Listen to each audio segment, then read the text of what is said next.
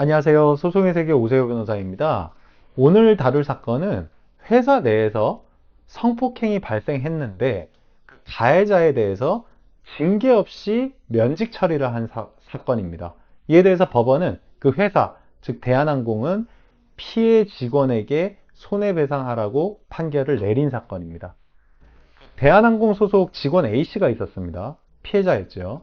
이 A씨는 2017년경에 그 상사 B씨로부터 업무를 처리하는 과정에서 성폭력 피해를 당하게 됩니다.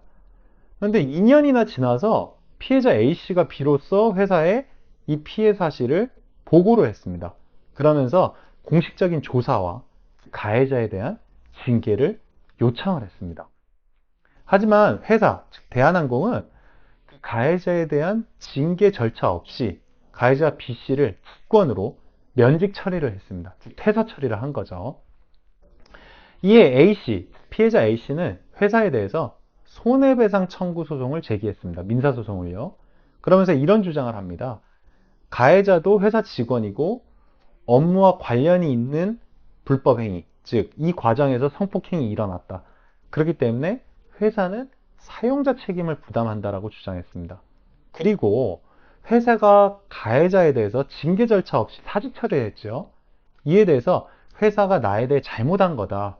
이런 정식 절차를 거치고 의견 청취 과정을 거쳤어야 되는데 이를 깡그리 무시했다 하면서 회사는 독자적으로 불법행위 책임을 진다라고 하면서 위자료 청구를 했습니다.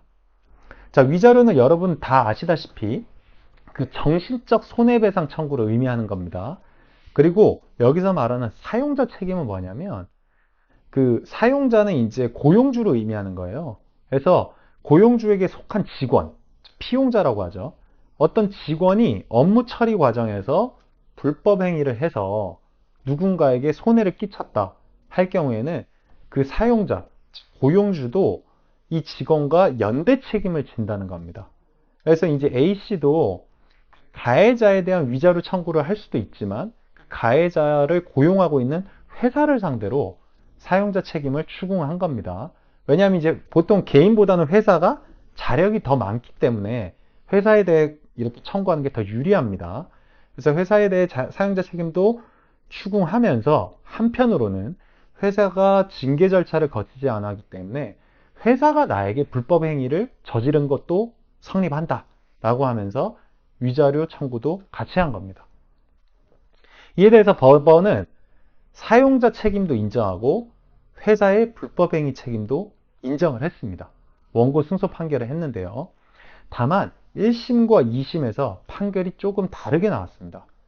1심은 우선 원고 일부 승소 판결을 내리면서 사용자 책임은 인정했지만 징계 절차 없었던 것에 대해서는 책임이 인정되지 않는다고 했습니다. 그래서 사용자 책임만 인정해서 손해배상액을 1,500만 원으로 판결을 내렸습니다.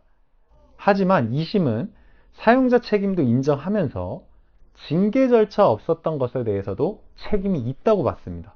그래서 그 사용자 책임에 따른 1,500만 원에 1심에서 인정한 1,500만 원에 회사의 위자료 300만 원을 더한 1,800만 원을 인정을 했습니다.